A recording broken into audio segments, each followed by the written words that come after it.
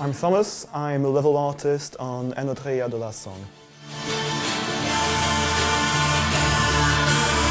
The transition from Unreal Engine 4 to Unreal Engine 5 gave us the opportunity to look back at previously finished areas and ask ourselves, how do we give each area a proper sense of identity? Like, how do we make each area unique and memorable, most importantly? If we look at Quinta, for example, given the area is inspired mostly by Tuscany, we all agreed that we couldn't just let the city be as it was, and we needed to make it more colorful. We needed it to reflect this aspect of Italian culture. All of those festivities reflected through the banquet tables, the fresh food, but also giving the player the ability to look closer and notice that there is always something darker going on. Other areas, like the Montevoni Garden, didn't require near as many changes, but more of a shift in tone, where you'll notice that the previous version of the Montevoni Garden had this green, mysterious color palette that we've decided to update for a more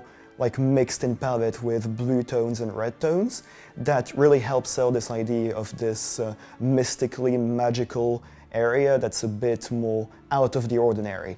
Falesia required a different set of changes. The tone for Falesia worked already, though lighting improvements were made anyways, but we needed to make the districts of Falesia more distinct from one another. A clear example of this is the Acropolis district that is housing the high society of the city, but did not reflect this before in the Unreal Engine 4 version. The change from Unreal Engine 4 to Unreal Engine 5 allowed us to go back to this area and change it architecturally and in the materials used to give the area this sense of verticality, this sense of grand scale, alongside new, clean materials to reflect the luxurious side of it. And all of these improvements were made possible thanks to the new workflows unlocked with Unreal 5, notably Lumen, for example, for the lighting, Nanite allowing us for more visual fidelity, and they were developed with our in-house shader wizard, Paolo.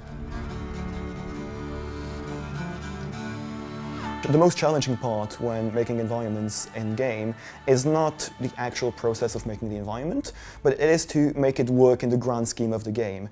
It's about balancing artistic composition with the level design layout needed for the game to work. It's about balancing the visual fidelity we can get and the sheer density of staging we can allow ourselves to go, alongside with the optimization aspect of the game, where we still need the game to run at a proper, stable frame rate on good resolution.